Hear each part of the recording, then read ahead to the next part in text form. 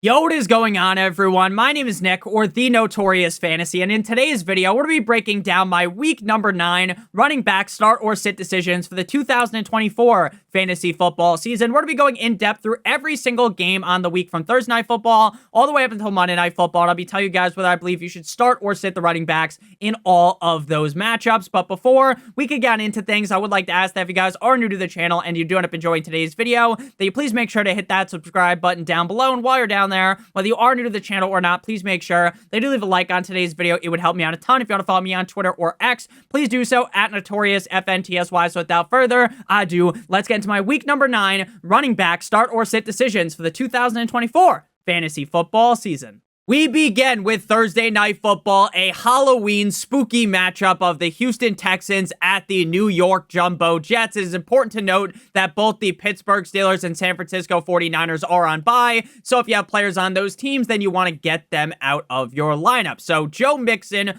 for the Texans, when healthy, he's been a top 8 running back in every single game of the season. The only game in which he fell outside of the top 8 at the running back position was when he got hurt up against the Chicago Bears.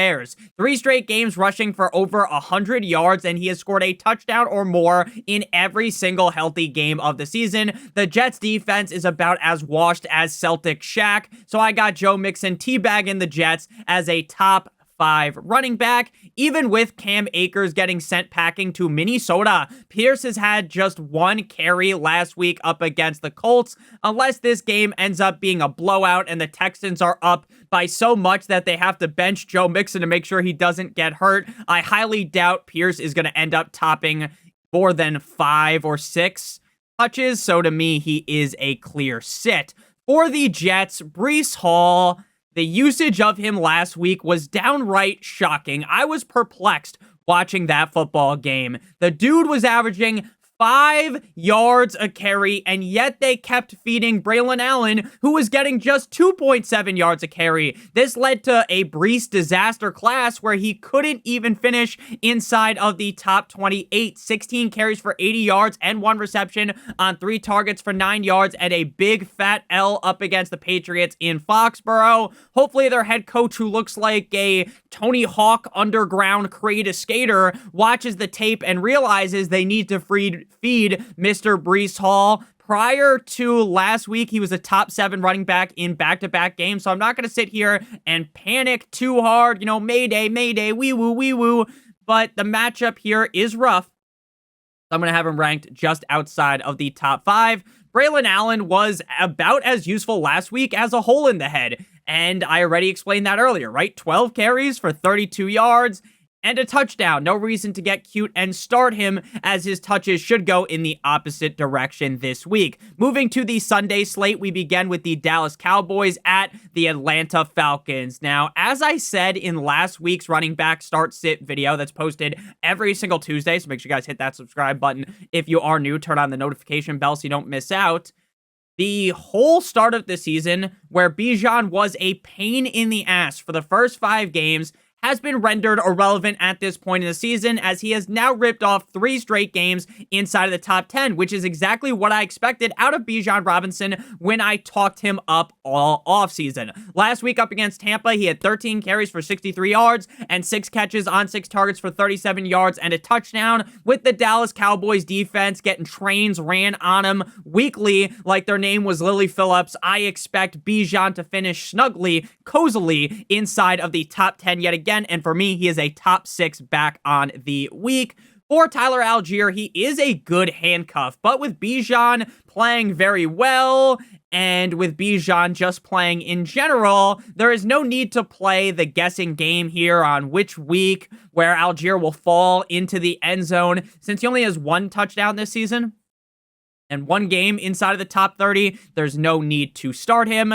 For the Dallas Cowboys, you might just get hit with the Rico McMillie. Rico Dowdle missed last week due to being sick, and we got to watch a throwback game to the late 2010s where Dalvin Cook and Ezekiel Elliott were the running back tandem in Dallas. It was like when the Nets made those moves for Kevin Garnett and friends. That's what it was like watching the Dallas Cowboys backfield. Rico is a reliable top 24 guy weekly, in my opinion, and the Falcons defense is pretty middle of the road up against the run. Problem, though, is the Cowboys are so up and down. They looked terrible in that game, in my opinion. I know the game was close, but it was really a complete and utter beatdown by the 49ers, so I can't really rank Dowdle as high as I want to, even though I do believe that Dowdle's a very talented player, so he's more of a low-end RB2 in the high-end running back 3 range. You'd be excited for him to be your flex, but ultimately, while I think this is a spot where he could flourish because the team is kind of on the struggle bus, I don't really feel confident ranking him any higher. Ezekiel Elliott was the classic Unk Still Has It meme, if you've ever seen that video, where the dude's like bouncing on the ground and he's doing a, what's that called? Where you like, it's basically like a jump rope and he's like bouncing over the fucking jump rope, like jump in with Corbin Blue, right? And he found the end zone last week. Hallelujah. That was kind of cool to see Ezekiel Elliott score a touchdown. But that was the only impressive part of the game because he averaged just 3.4 yards per carry, and he only has one game this year with 4 yards or more a carry. And with Rico back, I expect him to go back to that 6-touch range, which makes him a clear sit. Next up, we got game number 3, the Denver Broncos at the Baltimore Ravens. Now, Derrick Henry finished outside of the top 18 for the first time in forever since week 1. Last week in Cleveland, Henry saw just 11 carries for 73 yards and a touchdown, as well as 1 catch for 4 yards. While he still looked great on the field, the team just couldn't run the ball as much as the Browns were actually able to keep up in the game. Now, I get, Nick, he's going up against the Broncos, and the Broncos defense is good up against the run. I get it. But I do expect the Ravens to be leading, and they will be able to feed Tractor Cedo Derrick Henry a healthy dosage of carries. Again, I get that the Broncos defense is good against the run. I'm not just going to pretend like they aren't, but simply, it's easy, right? It's as easy as 1, 2, 3, A, B, C, right? Derrick Henry is Derrick Henry, and I fully expect him, even up against a tough Denver Broncos defense, that he is going to face fuck their defensive front. Henry is a clear top 8 running back for me. Big Justice Hill did not bring the boom like he was on Jimmy Fallon last week. He was a doom. 3 total touches against a Broncos defense that's good against the run. That's a recipe for disaster. No bueno. He is a clear sit. Now, Javonte Williams, it was a trickery move. He tricked our ass because in week 7 in New Orleans, in prime time, he went crazy. He went ballistic. He went nuclear. Running back 5, 14 carries, 88 yards, and not 1 but 2 touchdowns with 3 catches for 23 yards. He followed that up with bending us over backwards like that NLE Choppa song. He had us bent over a table as the running back 35 in a wet dream spot against Carolina. It's not like he was going up against his own Denver Broncos defense and shit the bed. No, he was going up against a Carolina Panthers defense that gets railed weekly. And he had 17 carries for 44 yards and 4 catches for 8 yards. There is no need to get cute and play Javonte, especially since Knicks can vulture the touchdowns, and because Jaleel can also vulture them, which we saw last week. I am done with Javonte, and now that we're done with him again, he's going to score like 30 fucking fantasy points against the Ravens. I can just guarantee it. Jaleel found the end zone last week, as we previously stated, on a catch for 9 yards. He also had 8 carries for 47 yards. He is 100% behind Javonte on the team, so if I'm uninterested in playing Javonte, I am also going to be uninterested in playing the other running back on the team, whose name starts with a J, and that is Jaleel McLaughlin. Next up, we got the Miami Dolphins at the Buffalo Bills. Now, last time these two teams played, both running backs went absolutely nuclear. Now, the Miami Dolphins did get put on a t-shirt, and Tua hit Hamlin so hard that he concussed himself. While I do expect the Dolphins to just get destroyed here by Buffalo as per usual, Achane was the running back 2 back in week 2 with 22 carries for 96 yards and 7 catches for 69 yards. Very nice. So 96 yards. He reversed it with his receiving yards with 69. Very nice. I like. And he also had a touchdown. Last week, he was a top 5 running back with Tua back. 10 carries for 97 yards and 6 receptions on 8 targets for 50 yards and a touchdown. With Tua under center, Achane is a clear top 12 running back who I got in the middle of the top 12 range, like running back 6 through 8 type of deal here. Again, as a Dolphins fan, I want to be hopeful. I really want to hope that the Dolphins can figure it out right. They lose to the Cardinals. The offense looked good, though. Maybe they could figure it out right. but history tends to repeat itself between these two teams. This is going to be the death of the Dolphins. This is going to be the game where the Dolphins get sent to the gallows. And it's very sad as a Dolphins fan, but it is what it is, right? Not going to sit here and pretend like, oh, the Dolphins, just because, we've gotten absolutely fucking raw dogged by the Bills in the past, right? We're just magically going to figure it out. That's just not going to happen. So Raheem Mostert scored 2 touchdowns last week as a top 16 running back, but it is important to note that he only had 9 carries for 19 yards and 1 catch for 11 yards and didn't look good. And in my opinion, Jalen Wright looks way better than him in a game where I expect the Dolphins to not be able to run the ball as much. So they're going to give it to Achane, right? They're going to force feed him the rock. But outside of that, I don't really see Raheem being super involved, so I'm just not interested in him, even though he did score 2 touchdowns last week, because the Dolphins might not even score 2 touchdowns in this game because McDermott just owns Mike McDaniel. It's really that simple. So James Cook, after a downright bad performance up against the Titans back in Week 7, where Cook was probably still healing from the injury that had him missing the prior game in Week 6, he came out guns a-blazing in Week 8, running back 1 performance with 17 carries for 111 yards and not 1 but 2 touchdowns. He also had 3 receptions on 3 targets for 22 yards. As I said before with Achane, James Cook made it hard for the Dolphins defense to sit for a week. Like, they got fucked so hard they couldn't even walk straight, right?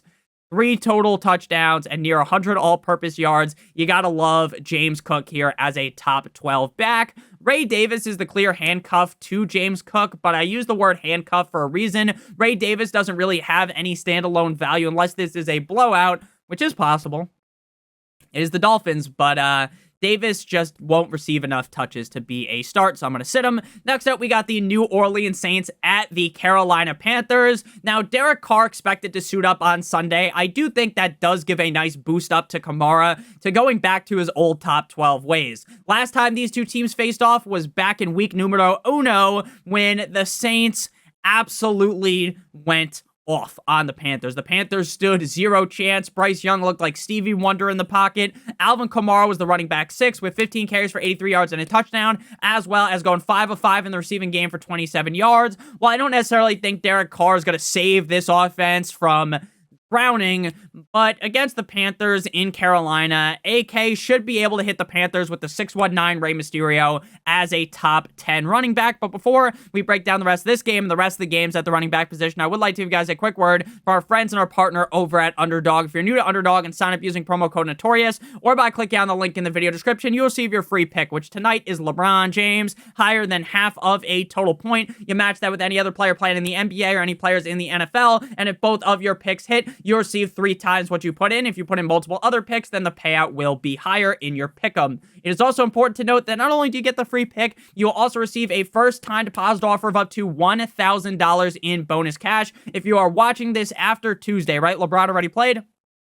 And go ahead, and if you sign up, you'll just receive a different NBA player higher than half a total yard or a NFL player higher than half a total yard. I think I said NBA player higher than half a total yards, half a total point. So again, make sure you check that out, promo code Notorious, or click on the link in the video description to get your free pick, plus a first-time deposit offer of up to $1,000 in bonus cash. So back to things here, Saints versus Panthers. So I like Kamara, kind of a no-brainer, right? Kendre Miller and Jamal Williams are both going to see touches weekly, but Kamara is the guy, so we're not going to waste too much time talking about Kendre Miller or Jamal Williams. For Chuba Hubbard, if Jonathan Brooks is not activated by next Tuesday, Brooks is done for the season based upon NFL rules, and that would absolutely suck because I was a Jonathan Brooks believer, and I also believed in Chuba Hubbard, so, that's okay, right, if you have Chuba Hubbard, but with Brooks more than likely being out yet again, going up against the Saints, I do expect a bounce back for Hubbard, even with the shit tier production of Bryce Young up against the Saints defense the first time out. I do think Chuba will be good enough to be a top 24 running back. Top 12 would be a little bit ambitious, and he has been a top 24 running back with Bryce Young before.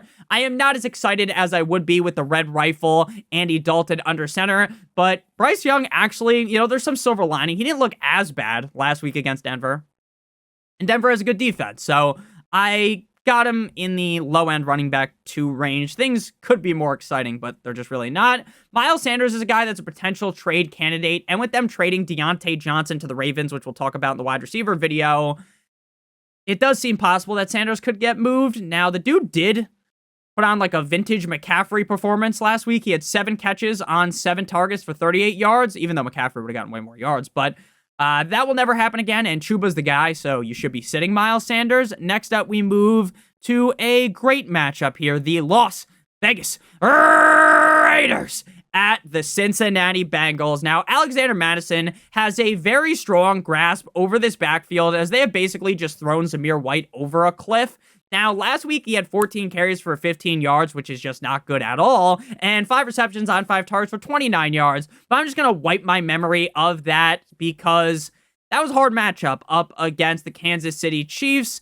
But prior to last week, he was a top 20 running back in back-to-back games. The Bengals defense is basically fraudulent, so Madison should flirt with being a top 24 back this week, and I got him as a low-end RB2. I would personally rather get shot in the balls with a taser like in that scene of The Hangover overplaying Zamir White in the Lord's Year of 2024. This dude is a bigger bust than Aaron Judge in the fucking World Series, so to me, he might not even be the running back 2 on the team, as Amir Abdullah's probably surpassed him, so there's no need to start him or Abdullah. Chase Brown has been down bad in 3 straight games now, after ripping off 2 top 12 games in a row in week 4 and week number 5, and while that does suck if you are a Chase Brown owner, if there ever was a freebie, a get-right matchup to bounce back, it would be up against the Raiders defense that gets plowed more than the street in Chicago in the winter. So there's no reason to sit here and oogle and ogle and just give Chase Brown the fucking Hawkta special, give him the Suka Lamink, because Moss did outsnap him last week, but he's a high-end running back 3 for me. Again, the matchup is ripe for a potential huge game.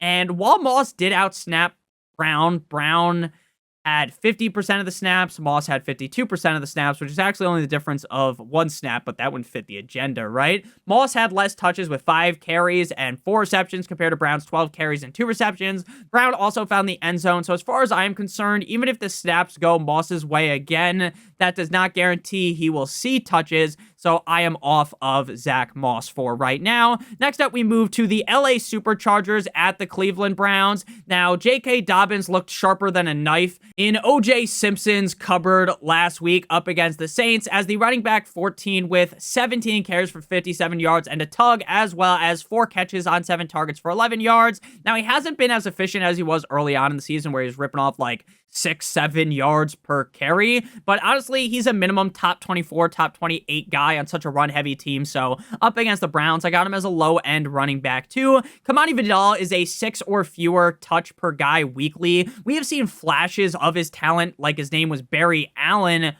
but until he sees a real amount of workload, I'm not going to start him. 9-inch Nicholas Chubb saw his snap share and workload ramp up against the Ravens as he went from 36% of the snaps in week 7 to 61% of the snaps last week, but it is very clear watching Nick Chubb play that he isn't fully back to being himself, averaging just 3.3 yards per carry last week with 16 carries for 52 yards. Now he faces up against a tough Chargers defense against the run and a tough defense overall, which just has me too nervous to start him. I still do love Nick Chubb, though, and believe with how Jameis Winston brings a spark to this offense that you will want to start Chubb soon, but just not yet here, especially up against the Chargers, so I would recommend sitting him. Donta Foreman, with Chubb clearly now being on the reins as the clear RB1 as a 60+% snap share guy. Foreman is now not even close to being startable, as they also still use, Ayo, Pierre, you want to come out here? Pierre Strong as well, so you sit both of them down. Next up, we move to the left hands up. Who are we? The Commanders at the New York Football Giants in MetLife. Brian Robinson Jr. fell off the wagon slightly as of recently as he put up a stinker up against Chicago. Now, that was a tough matchup, so I won't get too mad. 16 carries for 65 yards and 1 reception on 1 target for 11 yards. The Bears game, though, while their defense is great, the game was terrible. It was very uninteresting. Like, it had all the makings of Jaden Stormy Daniels versus Caleb Williams. This great fucking narrative. Who's the best quarterback in this NFL draft, right? Even though just being 8 games in the season, right, that doesn't really mean anything for their whole career 15, 18 years down the line. But going up against the Giants, a team that he ran for 133 yards against back in week number 2. I expect a low-end running back 2 showing out of B-Rob. Eckler is going to be one of those guys that's basically a stone-cold lock to be a top 36 running back most weeks. He's going to get you around 8 to 12 points, but ultimately, there's just not a lot of upside, right? There just isn't a lot of upside in playing Eckler because Robinson's taking a majority of the load. Pause. So unless you're down terrible at running back and you just want like, oh, the 8 to 12 points, I'm just not looking the way of Eckler. Now, Tyron Tracy for the Giants, up against a stout Steelers defense, he had him looking like the fucking Seahawks defense up against the run, right? He parted them like Moses parted the Red Sea. 20 carries for 145 yards and a touchdown with 2 receptions on 3 targets for 5 yards.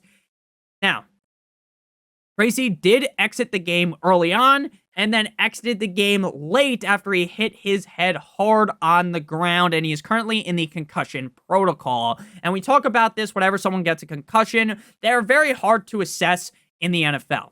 Now, I'm as much of a doctor as Johnny Sins, and I'm not Will Smith in the fucking concussion movie, but what I will tell you is that some guys, they're back in a week, right? This is less than a week technically because Monday Night Football. Some guys might not be back for multiple weeks. They might get thrown on the IR. So it's not like the hamstring where it's like, okay, this guy's going to miss this amount of weeks, more than likely. You tear your ACL, you're going to miss this amount of time. You break your fucking pinky toe. How's that going to affect you? We kind of know a timeline. Whereas for the concussion, it's basically a case-by-case basis. So your guess is as good as mine if Tracy is going to be able to play. And I do get that the Giants offense is a fucking disaster.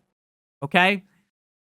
And that does definitely lower Tracy's floor. But against the Commanders, if he does suit up, I got him as a low-end running back too. If he is out and Singletary is playing, even up against the Commanders, I'm not playing fucking Devin Singletary. Next up, we got the New England Patriots at the Titans. Now, Ramondre and the Patriots magically defeated the sorry-ass Jets last week. Ramondre went nuclear. He went off on the main stage like his name was Optic Scumper Jumper with 2 touchdowns and 23 touches for 60-plus yards. Wow. He was not very efficient at all. He did find the end zone twice, so you can't really shame the guy. The Titans are middle of the road in terms of playing up against the run, so Ramondre should be fine this week. He's been very boom or bust weekly, though. Like, we've seen some very high highs and some very low lows, so he's more in the low-end running back 2 range to high-end running back 3. If Drake May is back, though, I would be more confident. Now, Antonio Gibson, he's another one of these guys where, like, you can see the flash, right? You can see the burst that he has, but he's going to get around 3 to 5 touches with Ramondre healthy.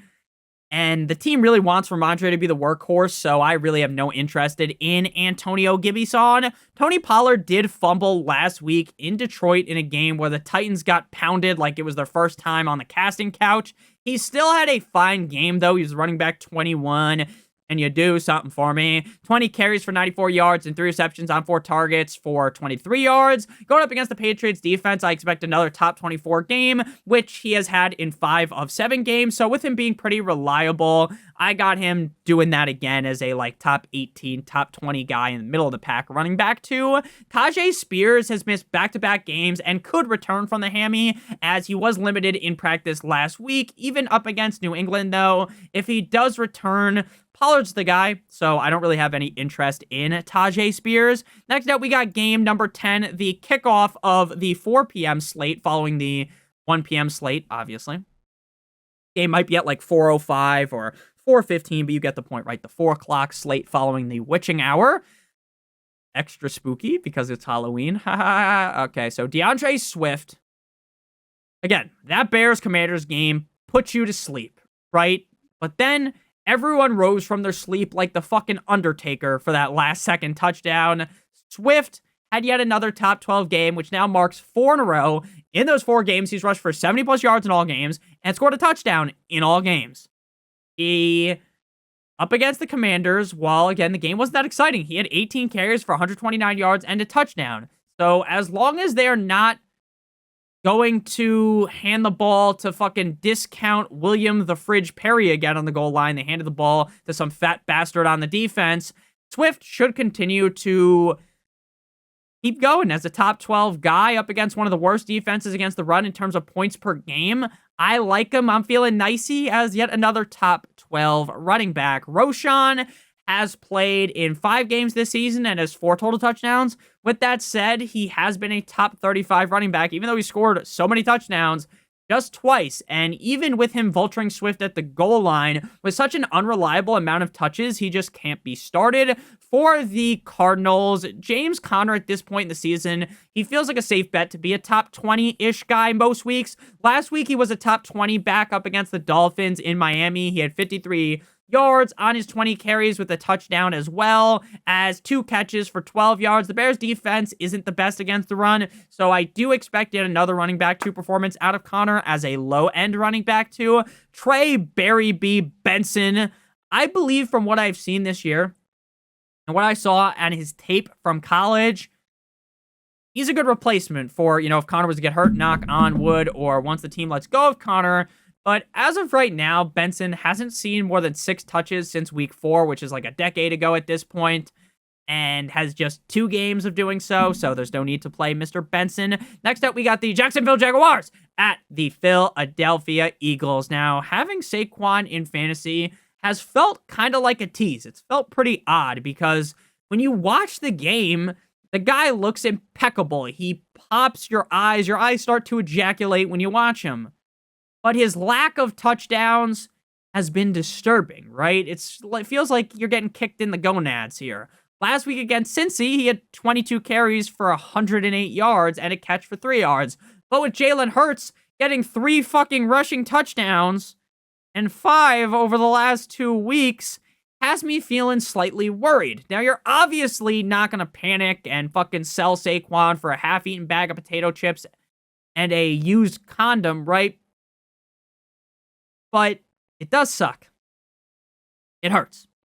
Now, going up against the shitty Jaguars defense that has more holes than an old t-shirt, I get the tush push is annoying, but I love this spot on him to get back into the top 5, which he has done in 3 of 7 games this year. So, again, am I mad at Saquon? A little bit, but it ain't really his fault. He has looked good, so we're definitely starting him. Kenneth Gainwell has seen 20% or fewer snaps in most games. Now, if this game does get out of control, which is possible against the Jaguars, Kenny G, the sacks man, could dolphin dive into the end zone, Black Ops 1 style. But with him having a single touchdown on the season, actually, he doesn't even have a single touchdown. He doesn't have a single touchdown, so 0 touchdowns on the season. I don't like my chances. I'm going to sit him. For Tank Bigsby, Travis Etienne has missed back-to-back games with a hamstring injury. When starting for Tank, when he's been the guy, he's received 18-plus carries and potentially going to snag a few targets. He has been running great. While he was the running back 31 last week, he had 18 carries for 78 yards and 2 receptions for 8 yards. The Eagles are shockingly pretty good against the run, so that does kind of bury Tank into the RB3 range. If Etienne plays, then Tank is not startable, and neither is Etienne. Dearness Johnson will play around 30% of the snaps. I don't think he is very good, and with Tank getting most of the touches, you just want to sit him. Next up, we got the Detroit Lions at the Green Bay Packers. Jahmyr Gibbs has been a top 10 running back in back-to-back games. Round of applause for him, and Sonic is starting to really pay off his draft price. He has been all season a reliable low-end running back 1 and a high-end running back 2, which obviously makes him a start weekly. He has had only 1 game outside the top 20, which was up against Dallas in Jerry's World a couple of weeks ago. Last week, he had 11 carries for 127 yards and a touchdown and 1 catch for 6 yards, and he has 3 total touchdowns over the last 2 games. With the Packers being pretty middle of the road up against the run, and with Jahmyr Gibbs being hotter than Freddie Freeman in the World Series, Gibbs belongs as a mid-range running back 1. And for Dave Montgomery, it's death taxes David Montgomery, top 18, 20-ish running back, right? Even with his touches dipping over the last 2 weeks, and he is clearly banged up from that injury he suffered up against the cold-like Minnesota Vikings back in Week 7. He is still playing a ton of snaps, but the touches have slightly dipped. I won't worry too much, though, up against the Packers. He should be in that running back 18 to 24 range. For Josh Jacobs, this motherfucker just pack-a-punches himself when Malik Willis is under center. After being allergic to the end zone for a majority of the season, he became immunized, right? No longer allergic, Aaron Rodgers style. And he's found the end zone twice last week as a top 5 running back in Jacksonville. 25 carries for 127 yards and 2 tugs with a catch for -2 yards. As I am recording this after that, Monday Night Football kicker fest, Jordan Love on Tuesday, we don't really know if he's going to play or not. Now, the groin injury, allegedly, there's no significant damage. According to the MRI, head coach Matt LaFleur said that he's in good spirits. And if he could go, he will go. Now, I don't think he will play this week, but it is a big game. It's a huge game up against the Lions, so it is possible that he does suit up. I really don't like this matchup against the Lions, so that will knock him outside the top 12, but he's more of that high-end, mid-range running back 2 for me. For Emmanuel Wilson, he has shown off his talents in spots, and while early on in the season, it felt like he was going to be like an 8+ target, or not 8+ target, 8+ touch guy a week. That doesn't really seem like the case anymore, so he's been banished to the bench, even though he was never really a starter. Next up, we got game number 13. Lucky number 13, the Los Angeles Rams at the Seattle Seahawks. Now, Kyren Williams is one of the few running backs in the NFL that, to me, is like a clear, true workhorse running back. Most games, he's going to get 85+% of the snaps, and in some games, he even plays 90+% of the snaps, which is just a dying breed of running back in the National Football League, with the running back by committee system just flourishing around the NFL. This leads to Kyren seeing a cornucopia of touches every single game. Last week, up against a great Minnesota defense, Kyren had 23 carries for 97 yards and 5 catches on 7 targets for 19 yards, and a tug against the Seattle defense that couldn't stop little guy Hasbulla if you gave him too much sugar. I expect Kyren Williams to be a top 5 running back, and for some reason my nose is super itchy, like I snorted too much of that booger sugar. Blake Corum, with Kyren just seeing a brunt of the carries, Corum just picks up the scraps on his around 10% or so snaps, so no reason to play him with Kyren healthy. Knock on wood, we don't root for injuries. For Kenneth Walker III, he left me disappointed. He left me more disappointed than the time I tried to date a chick and it turned out that she batted for the same team. Vito style from The Sopranos. 9 carries against Buffalo for 12 yards and 4 carries on 5 targets for 33 yards. What you are going to need to do here, though, is just erase your memory, forget it even happened, and look back to Kenneth Walker early on the season, where KW was a top 15 running back in all other starts. This game shouldn't be a straight-up blowout like last week, so I got Walker bouncing back as a top 6 running back. Charbonnet, unlike Walker last week, did find the end zone, which was cool for the 3 fucking people across the globe that started him, but ultimately Walker is the guy. Charbonnet will see around 8 or fewer touches a game, and with only 2 teams on bye this week, against a bad Rams defense against the run, he is a clear, crystal clear sit in my opinion. So next game here, we got game number 14, because you waited all day for Sunday night. And there has been a change at quarterback for the Indianapolis Colts. Mr. Anthony Richardson has been benched. Now, this is an argument that you can have in the comments. Let me know what you guys think. I don't think you should be benching a guy 10 or 11 games into his career that is as raw of a talent as Anthony Richardson. Now, I'm not going to sit here and pretend, Anthony Richardson was guaranteed to be the face of the Colts franchise, like he's Peyton Manning, right? Or Andrew Luck. I'm not going to say that, okay? That would be stupid to say based on what we've seen. And I get checking yourself out of the game after you're too tired is like a bitch move. I get it. But it is shocking. It is shocking that it seems like the benchings for the whole season and not just for one game, okay? But Jonathan Taylor, the part of today's video, JT returned to action last week after a 3-game skid absence following his high ankle sprain. And he looked like he never left. He played 81% of the snaps with 20 carries for 105 yards and a touchdown, with 1 reception on 1 target for 12 yards.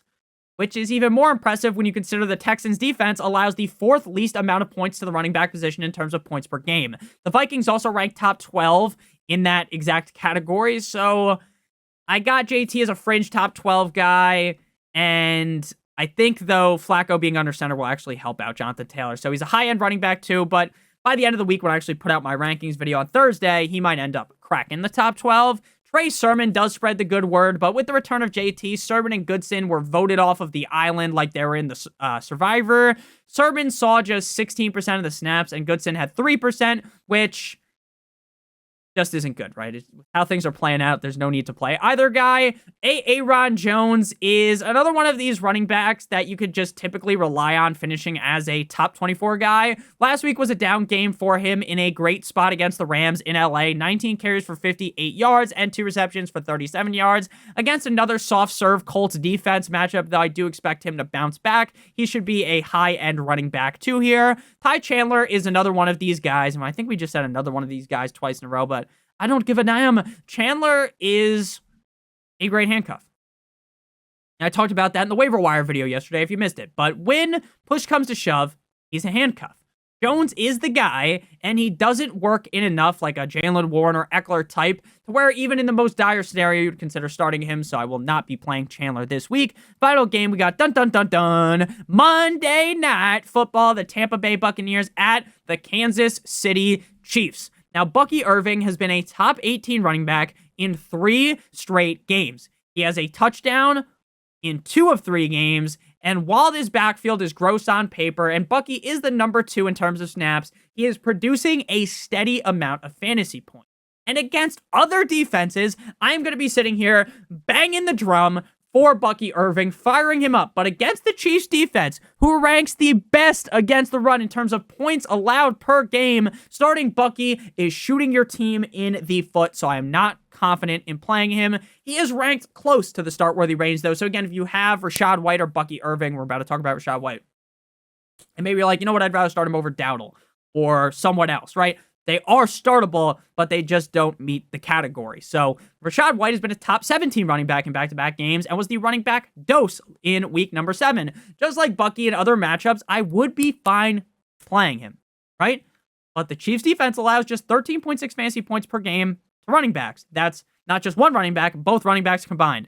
I am running away from Rachaad White this week. If I had to guess who would be better this week, like Rachaad versus Bucky, I would lean with Rachaad because of his receiving upside, and he has 3 receiving touchdowns over the last 2 games. For the Chiefs, it seems like Pacheco's return date is coming up, right? What I've read when I did some research, around week 10 is the time for him to come back. And that would be, quick math, that's fucking next week. So we should, at minimum, be getting another game with Hunt as the clear lead back. Maybe Pacheco takes a little bit longer to come back again. Still up in the air. 3 straight games inside the top 24 and 2 of 3 games inside the top 12 for Hunt. In his last 3 games, he has had 4 total touchdowns, and here up against a Buccaneers defense that typically gets elbow dropped by the run, Hunt will slot in as a high-end running back too. Samaje Perine and Carson Stop the Steal are the running backs 2A and 2B in this offense as of right now, which makes both of them irrelevant as Hunt is the number 1, so you got to sit them down. So thank you guys all so much for watching today's video. If you did end up enjoying, make sure you guys do hit that subscribe button down below. And while you're down there, whether you are new to the channel or not, make sure you leave a like on today's video. It would help me out a ton. Make sure you guys do check out Underdog, get that free pick. LeBron James, higher than half a total point, plus a first-time deposit offer of up to $1,000 in bonus cash. If you're new to the channel, hit that subscribe button down below like it owes you some money. Leave a like on today's video whether you are new to the channel or not. It helps me out a ton. Hit that notification bell, ring the bell if you haven't done that, and check out one of the videos on your screen if you haven't seen them. I love you guys more than you'll ever know. I hope you have a great run, and see you guys a little bit later with another video. Good boy!